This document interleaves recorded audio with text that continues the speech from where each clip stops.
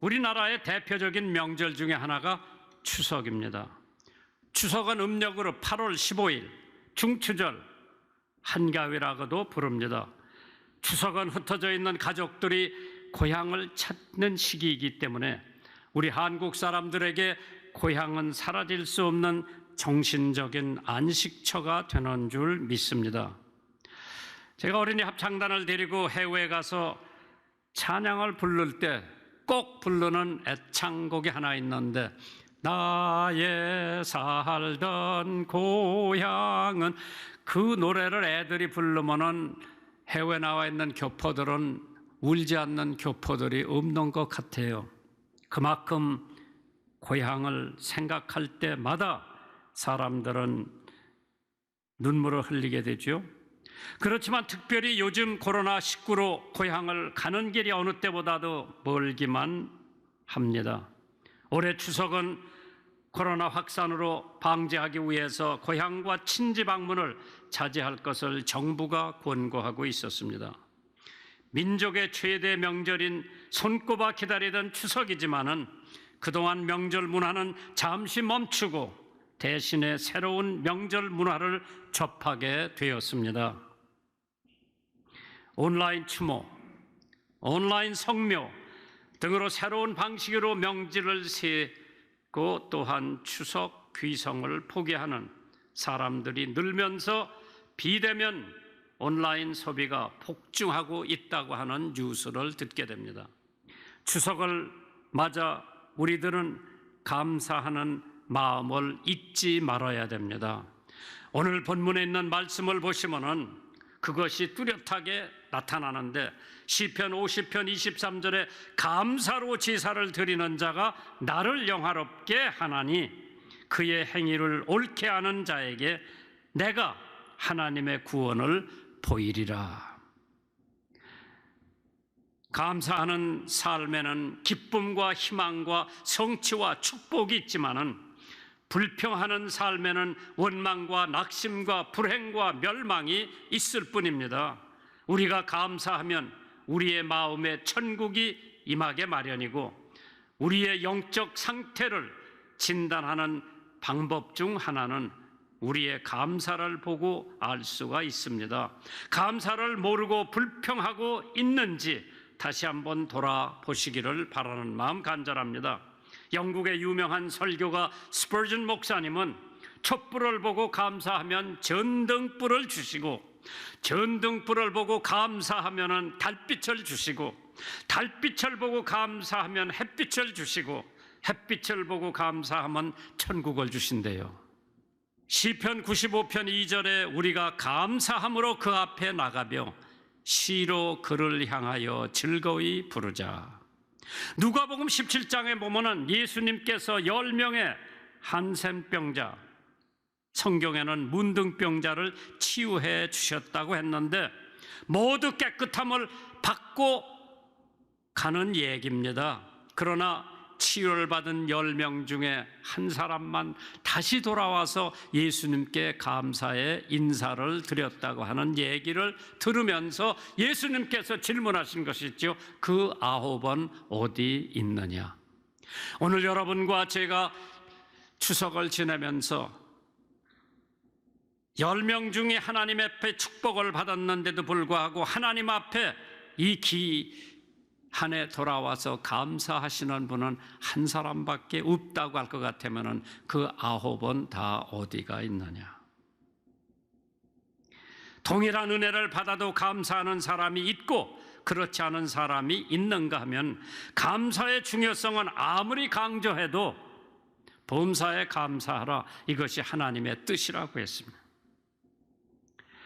화려한 궁전에 살면서도 생이란 왜 이렇게 괴로우며 기쁜 일이 하나도 없느냐고 얼굴을 찡그리며 불평하는 사람이 있는가 하면, 허름한 오막살이에 살면서도 우리를 지키시는 하늘의 아버지의 한없는 은혜와 사랑을 진심으로 감사하는 사람이 있습니다. 추석 명절을 맞이해 우리 인생에게 행하신 하나님의 놀라우신 자비하심과 은혜를 다시 한번 기억하면서 늘 감사하는 여러분들 되시기를 바랍니다. 오늘 본문에 있는 말씀을 근거로 첫 번째, 광야의 길을 갈 때도 감사했다고 했습니다. 오늘 본문은 이스라엘 백성들이 외국에서 포로 생활을 하던 중 다시 그들이 본국으로 돌아오게 된 긴 역사를 되돌아보면서 그때 베풀었던 하나님의 은혜, 하나님의 사랑, 잊지 못할 갚을 수 없는 하나님의 은혜를 생각하면서 감사했다고 하는 말씀입니다. 광야의 길을 갈 때, 지금 코로나를 인해서 오늘 여러분과 저는 광야의 길을 가고 있지 않은가 생각하게 됩니다. 왜? 모든 생활 수단이 바뀌었기 때문에. 보고 싶은 부모님들 곧 가서 볼 수 없는 그러한 때가 왔지요. 시편 107편 4절 이하에 보면 저희가 광야 사막길에서 방황하며 그 활성을 찾지 못하고 줄이고 목마름으로 그 영혼이 속에서 피곤하였도다. 지금 여러분과 내가 가는 길은 광야의 길이에요. 하고 싶은 거 마음대로 못하고, 먹고 싶은 거 식당에 가서 마음대로 사 먹지 못하고, 그저 배달에 의존하고 있는 우리의 삶 속에서 과연 성경에 보니까 이러한 광야의 길을 가는데도 불구하고 여호와의 인자하심과 인생에게 행하신 귀한 일을 인하여 광야에 간다 하더라도 이스라엘 백성들은 하나님 앞에 찬양을 드렸다고 했습니다. 코로나로 말미암아 엄청 큰 스트레스를 받고 있는 여러분들에게 저 높은 곳을 향하여 날마다 나아갑니다. 주 안에 있는 나에게 딴 근심 있으랴. 이러한 찬양을 부르면서 이 광야의 길을 거쳐간다고 할 것 같으면은, 광야가 끝난다 하면은 여러분들에게 하나님의 신령한 축복이 넘치게 임할 것을 믿으시기 바랍니다. 4절에 보면 광야의 사막길에서 방황하며 거할 성을 찾지 못하고 안주할 수 있는 곳을 찾지 못해 여기저기 정처 없이 방황하고 있던 이스라엘 백성들의 모습을 우리가 볼 수가 있는데, 인자하신 하나님께서는 그들의 부르짖음을 들으시고 그들을 고통 길에서 건져 주셨다고 했습니다. 그들이 겪는 어려움이 그들의 죄로 인한 결과지만은 하나님은 인자하셔서 그들의 고통을 건지시고 좋은 길로 인도해 주셨다고 그랬죠. 초기 기독교 교부이자 37대 콘스탄티노플 대주교였던 요한 크리스스톰이라고 하는 사람이 이렇게 말을 했습니다. 감사하는 것에 인색하지 않는 자는 축복의 열쇠를 손에 쥔 자라고 그랬어요. 감사하는 사람은 축복의 열쇠를 자기 손에 쥐고 있다고 그랬어요.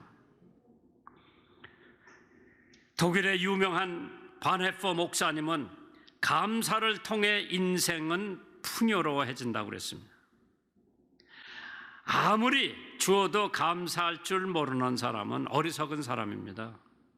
환난과 슬픔에서 하나님께 감사하며 하나님께서 그것을 축복으로 변화시키신다고 했어요. 시편 103편 2절에 내 영혼아 여호와를 송축하며 여호와를 찬양하며 그 모든 은택을 잊지 말지어다. 자비하신 하나님께서 우리 인생에게 행하신 놀라운 은혜 생각하면 항상 감사할 수밖에는 없는 줄 믿습니다. 인생은 날씨와도 같습니다. 맑은 날이 있는가 하면 비 오는 날도 있고, 안개가 낀 날도 있으면 햇빛이 찬란하게 빛나는 날도 있지만, 그러나 인생에는 폭풍이 몰아치는 날도 있습니다. 우리 인생도 어느 날은 맑은 날씨처럼 형통하지만은 어느 날은 폭풍을 몰아치는 날씨처럼 시련의 시간이 오기도 합니다. 또 때로는 정말 감당할 수 없는 홍수를 만나는 것 같은 큰 어려움의 시간도 우리가 겪어봅니다. 그러나 이러한 광야를 지날 때마다 우리는 하나님 앞에 감사하면은 하나님께서 그 광야가 끝난 다음에는 내가 상상도 못했던 하나님의 은혜와 축복이 우리 삶 속에 넘치는 줄 믿으시기 바랍니다. 시편 139편 14절에 내가 주께 감사하오면 나를 지으심이 시며 막심하심이라 주의 행사가 기함을 내 영혼이 잘 아나이다. 헬런 켈러는 시력, 청력, 언어 장애의 삼중고를 겪었지만은 항상 감사의 삶을 살았다고 하죠.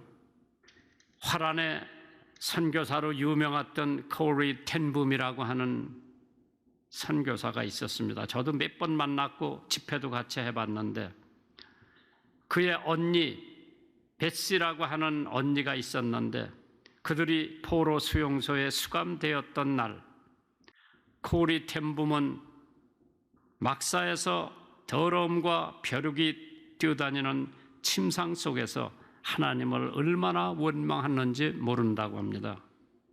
그러나 그 언니 베시가 범사에 감사하라고 하는 성경 구절을 늘 동생에게 주면서 꾸짖었습니다.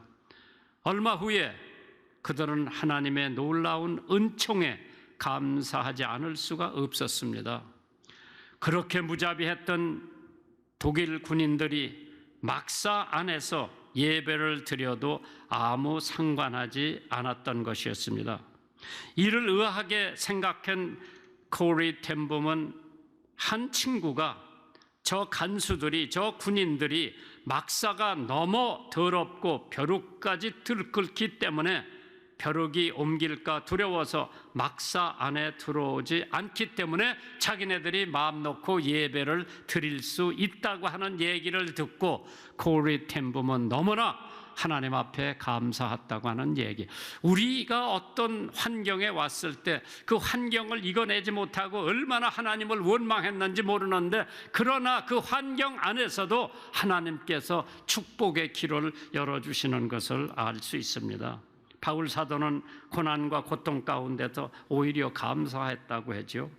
그는 감옥에 여러 번 갇히기도 했고 그리스도의 복음을 전하다가 핍박을 받으며 매도 수없이 맞았고 여러 번 죽을 뻔했고 유대인에게 감한 40에서 하나를 감한 매를 5번이나 맞았고 채찍으로 3번을 맞았고 돌로 1번을 맞았고 파선을 당해 것이 3번이고 밤낮 꼬박 하루를 망망한 바다에 떠다녔고 그래도 바울 사도는 감사했다고 했습니다. 그러고 베드로도 시련과 고통 가운데서도 하나님 앞에 감사하는 삶으로 자신의 인생을 마무리했습니다. 감옥에 투옥되었을 때 예수 그리스도의 복음을 증거하며 평생 핍박을 받았지만은 평생 하나님을 찬양하며 감사의 삶을 살았다고 했습니다. 베드로전서 1장 7절에 너의 믿음이 시련이 불로 연단하여도 없어질 금보다 더 귀하여 예수 그리스도에 나타나실 때에 칭찬과 영광과 존귀를 얻게 하려 함이니라. 지금 나의 광야의 고난길이 나중에는 칭찬과 영광과 존귀를 얻게 한다고 했습니다. 참으세요. 어려움에 불만과 불평하지 말고 기다리세요. 그리고 하나님 앞에 감사하면은 그 감사가 우리들에게 말할 수 없는 영광과 존귀와 칭찬으로 변한다고 했습니다. 성도의 감사와 기쁨의 원천은 하나님에게 있습니다. 하나님께서 우리에게 감사와 기쁨의 원천이 되시기 때문에 우리는 세상의 것으로 기뻐하는 것이 아니라 세상의 것은 시시때때로 변합니다. 그러나 하나님은 지금도 어제도 내일도 변함이 없는 분이 우리의 하나님이십니다. 우리가 누릴 때는 감사하고 없어지면 원망하고 올라가면 감사하고 떨어지면 불평하고 해가 나면 감사하고 비가 오면 불평합니다. 평탄한 길을 걸을 때는 감사하고 광야를 걸을 때는 원망합니다. 그러나 이스라엘 백성들이 광양을 통과해 꿀과 젖이 흐르는 가나안 복지에 들어갔을 때 얼마나 감사가 있었는지. 뇌성마비를 앓고 있는 손명이 하나님의 영광이라고 하는 시집 중에 이러한 시가 있습니다. 내가 행복한 이유는 내게 재물 많은 이유 아니고 주 내게 분깃된 이유 때문에, 내가 행복한 이유는 내게 친구가 많은 이유 아니요 주 내게 친구된 이유 때문에, 내가 행복한 이유는 내게 영광 많은 이유 아니요 주 내게 기쁨된 이유 때문에. 시편 107편 9절에 그가 사모하는 영혼에게 만족을 주시며 줄인 영혼에게 좋은 것으로 채워주심이니라. 코로나 때문에 먹고 싶은 것도 제대로 먹지 못하고 만나고 싶은 사람 제대로 만나지 못하고 지금 통제 속에서 살고 있는 우리들에게 조금만 참으세요. 하나님께서 우리들에게 좋은 것으로 채워주시고 줄인 영혼에게 흠뻑 채워주신다고 그랬죠. 하나님은 우리를 고통에서 건지시고 바른 길로 인도해 주실 뿐만 아니라 사모하는 영혼에게 만족을 주시고 줄인 영혼에게 좋은 것으로 채워주신다고 했습니다. 우리가 가장 좋은 것을 주시는 하나님께 늘 감사를 할 줄 알아야 우리는 그 광야가 끝난 다음에 상상을 초월하는 하나님의 축복 넘치게 해주실 겁니다. 두 번째로 하나님의 인자하심과 사랑에 감사하시길 바랍니다. 오늘 본문에 있는 말씀 시편 107편 1절에 여호와께 감사하라 그는 선하시며 그 인자하심이 영원함이로다. 잠시가 아니라 끝이 없는 영원입니다. 하나님의 인자하심이 없었다면 우리의 인생은 소망이 없을 겁니다.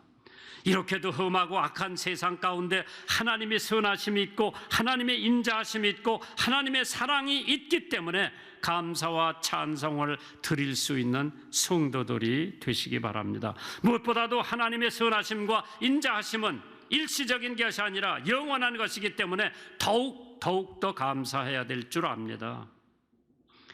인간의 사랑은 영원하지를 못합니다. 조속으로 바뀝니다. 불완전하고 수시로 변하기 때문에 우리는 사람에게 소망을 둘 수가 없습니다. 부부간에 헤어질 때가 있기 때문에 거기다 우리의 소망 전체를 걸을 수가 없죠. 그러나 변하지 않는 하나님의 선하심과 인자하심과 사랑만이 우리의 소망이 됩니다. 그러기에 로마서 8장 35절에 바울이 외치기를 누가 우리를 그리스도의 사랑에서 끊으리요? 환난이나 곤고나 핍박이나 기근이나 적신이나 위험이냐 칼이랴 기록된 바 우리가 종일 주를 위하여 죽임을 당케 되며 도살할 양같이 여김을 받았나이다 함과 같으니라. 그러나 이 모든 일에 우리를 사랑하시는 이로 말미암아 우리가 넉넉히 이기느니라 내가 확신하노니 사망이나 생명이나 천사들이나 권세자들이나 현재일이나 장래일이나 능력이나 높음이나 깊음이나 코로나 바이러스나 다른 아무 피조물이라도 우리 주 예수 그리스도 안에 있는 하나님의 사랑에서 끊을 수가 없다고 그랬어요. 하나님께서 예수 그리스도를 통해 보여주신 놀라운 사랑은 어떤 피조물도 그 무엇도 끊을 수 없는 사랑입니다. 세상에 있는 사랑은 모두 끊어집니다. 그런 찬송이 있죠. 바다를 먹물로 삼고 하늘을 종이로 삼아도 하나님의 사랑을 다 적을 수가 없다고 했어요. 하나님의 사랑은 영원히 끊어지지 않으며 한계가 없고 조건도 없습니다. 모든 죄를 용서할 수가 있고 치유할 수가 있고 우리의 생명의 자유를 주실 수가 있습니다. 세상의 판단을 무력하게 하며 세상의 능력을 넘어서게 하며 어두움의 권세를 깨트리며 모든 것을 이기게 하시는 하나님의 사랑 다시 한번 생각하며 감사하시는 여러분이 되시기 바랍니다. 불란서 혁명사를 집필하여 그 이름을 전 세계에 떨친 영국의 역사가 타마스 칼라일은 이런 말을 했다고 하죠.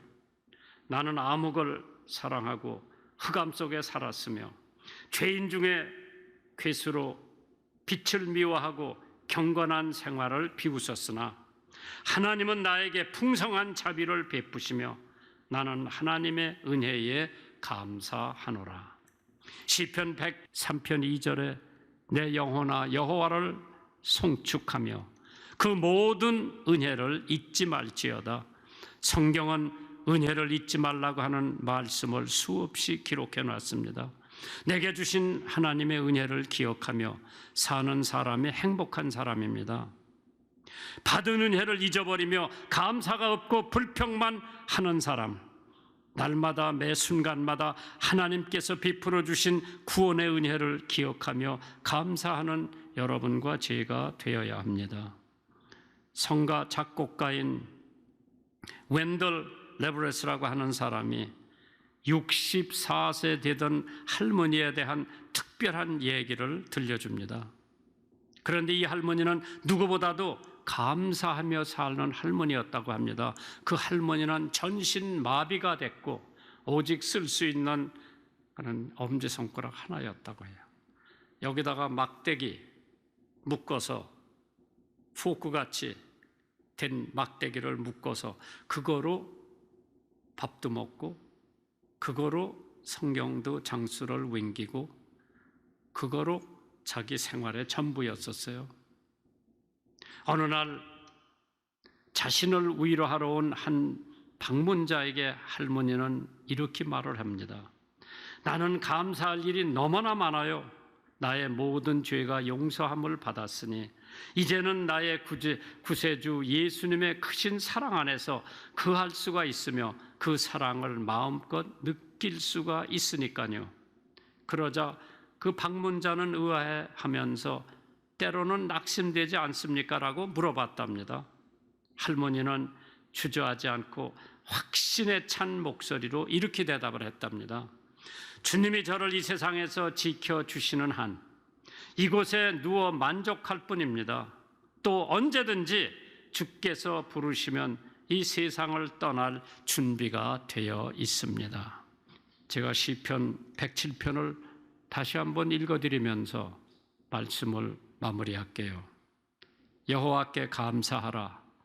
그는 선하시며 그 인자하심이 영원하미로다. 여호와께 구속함을 받은 자는 이같이 말할지어다. 여호와께서 대적의 손에서 저 해를 구속하사 동서남북 각 지방에서부터 모이셨도다. 저 해가 광야 사막길에서 방황하며 거할 성을 찾지 못하고 줄이고 목마름으로 그 영혼 속에서 피곤하였도다. 이에 저 해가 그 근심 중에 여호와께 부르짖음에 그 고통에서 건지시고 또 바른 길로 인도하사 거할 성에 이르게 하셨도다. 여호와의 인자하심과 인생에게 행하신 기한 일을 인하여 그를 찬송할지어다.